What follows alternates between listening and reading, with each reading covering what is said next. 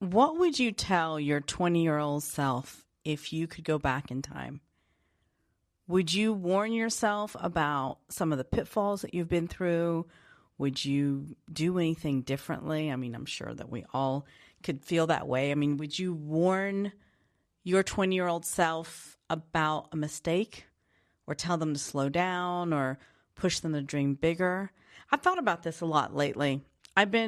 In my coaching business, I've been coaching a lot more younger people, and I'm thrilled about that because I find it fascinating that people in their 20s and 30s are already thinking about what their life is all about, and I look back on my journey and I think, wow, you know what? I mean, I was, for a variety of reasons, kind of pushed on this journey of becoming more aware at a younger age. But, so I wanted to share something with you today on this episode. If I could go back, there is one mindset lesson that I think I would drill into my younger self. And that lesson would have saved me years of self-doubt and second guessing. And on the other hand, I can see why not learning that lesson earlier on actually created the person that I am right now today. So it's this. You don't need to audition for other people's approval to be worthy. You just need to be yourself. And that's where your power is. That is my lesson. That is the thing. That's what I want to talk about today. If you've ever felt like you're not enough or like you're faking it, like you're constantly trying to measure up, then this is going to be an interesting conversation for you. And I look forward to hearing from you about this, because I think that we tend to be told in our society to fake it till we make it. And I don't necessarily believe that anymore. I think that there was a time that I used to believe that, but I don't really believe in that as much. Sure, there are things that we do kind of, drum up this confidence to do something, but wouldn't it be great if we could just feel confident, just be ourselves and be okay with making mistakes? When I was 20, I thought the whole point of life was to be impressive. And a lot of that came from the fact of culturally that you had to have a certain status, you had to, have a certain degree, had to make X amount of money and, have everything, all the boxes checked. And I wanted the right people to notice me, and professors, bosses, friends. I wanted to be acknowledged, and I wanted to walk into a room and people think, wow, that person's got it all together. And now I could care less. It's not that, my intention is not to live to impress other people. I want to be impressed with myself. I didn't have it all together. And I see people even today that when they come in, it's like you kind of think that they have it all together, but we don't. We don't have a clue. If you are somebody that from day one have had it all together, wonderful. I'd love to hear from you, because I think that part of being human and part of the human condition is we've got to feel wobbly. We've got to feel, like our legs, we're learning how to use our legs, just like whenever we're learning how to walk as a toddler. So what I did with this, though, in my 20s is I shape-shifted. Around some people, I would be serious, and some people I would be funny, and others I would be smarter or sound smart at least. And around older people, I would have wisdom. And those all are aspects of who I am. But I was so much like filtering out depending on who I was spending time with, and it was exhausting. And deep down inside, I always felt like I was one, slip away from being found out, that people thought if I was wise, for example, I couldn't be funny as well, or I couldn't be childish or immature or whatever it was, and vice versa. And now I realize, it's exhausting. I don't really want to even take the time to do that. I even remember not that long ago, maybe about 10 years ago now, I was in a situation where professionally I had to be amongst certain groups and I had to partake in activities that I didn't want to. Let me put it that way. And it was exhausting because it was just like I was continuously auditing myself and auditing myself. And I realized, I thought, I never want to do this again. I never want to be put in a situation where I'm constantly having to edit myself or hold a part of myself back. Now, of course, you know what? Of course, you're not going to be inappropriate around certain people. You're not going to, it's not about that. It's just that I didn't realize at the time, way back when, that all of the trying to blend in so much, it wasn't protecting me. It was erasing who I was. And now I've spent many years learning how to be myself again. It's really crazy. We all go through this, by the way, in some degree. We all go through this whole thing of where we have to unlearn so many things that we learned. And, you know, that would be the first lesson that I wish I had learned earlier, was stop auditioning. Don't need to be on, you know, to have a performance to be accepted. You don't need to shrink yourself. You don't need to hide your light just to fit a mold or to fit in. The longer you do it, the longer you delay the moment. When the right people finally see you, the real you, it's amazing. It's really amazing. But you could lose a lot of time doing that and a lot of energy. And I have done that in some realms. I realize that I've done that with a lot of,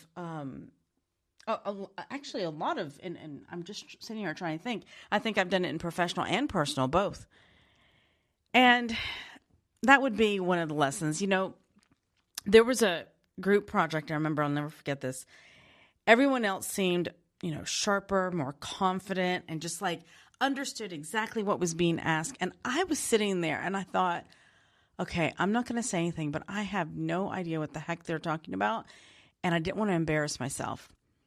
But finally, the professor that was giving the instructions for this, I mean, he was speaking from my perspective, clear as mud. And I was like, what the heck is he talking about? What is he going on about? And I finally raised my hand. I said, hey, I don't really understand what we're doing here. Can we break this down in another way?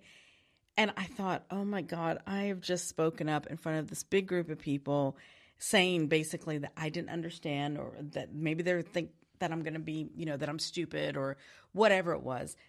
And I was bracing myself because I thought people were going to start, you know, rolling their eyes and just like, oh gosh, you know.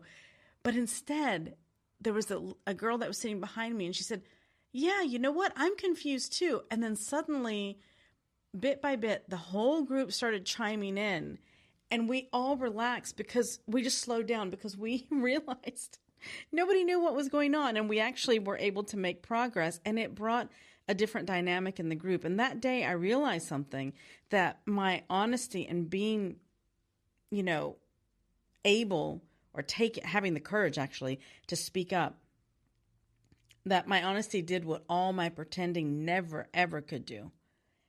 It created connection, and we connected, and people didn't want me to be polished and seem like I had it together. You know, I remember that after that project was done, there was somebody that came up to me and said, so glad that you said that, because we just thought that you were understanding everything.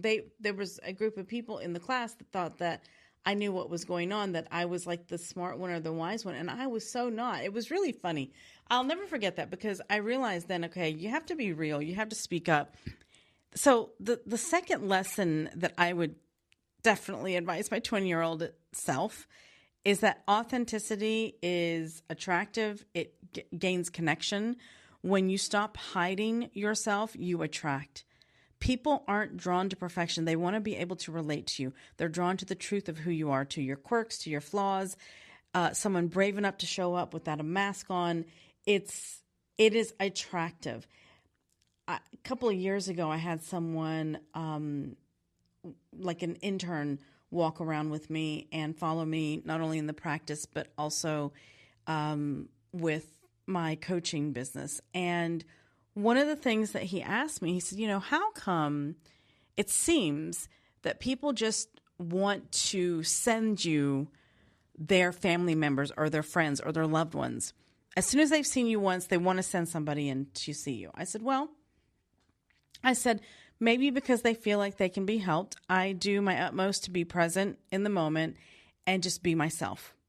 And I want them to see all aspects of who I am, in a professional way, of course, and just know that my intention is to help them no matter what. And there are some people that don't portray that because they're so busy in their own heads of trying to look perfect that they forget that they're actually there to provide a service for somebody. And it was a very interesting thing. I remember when he asked me that, I was really surprised. I thought, wow, I've never thought about that before. But I realize now is that was just about authenticity. And, authenticity, it's a process. I'm going to tell you, that is something, it's funny because I wrote a book, The Authentic Alignment. And I remember when I wrote that book, and it was, I think I had a few people make negative comments directly to me, people that I knew, okay? And don't get me wrong, there's always going to be positive and negative things with everything that you do. It does not matter. But I remember with a couple of people that knew me, they were just like, what are you talking about? How can you be authentic, and how can you write a book that has that in there? And they were really being critical. And I remember taking it to heart with especially one of them. But then I realized, you know what? That's actually fantastic, because they helped me realize that I wasn't necessarily authentic in my relationship to them.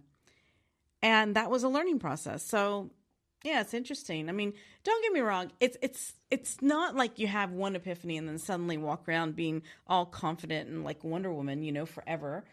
But it's a process. I remember over the years, I kept slipping back into comparison mode, and I still do, especially nowadays with social media.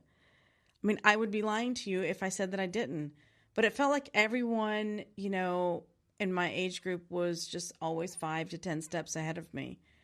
But slowly I started noticing that other people that I admired, most of them weren't the ones who seemed perfect. They were the ones who were different, bold, eccentric, unapologetic. And I really liked that.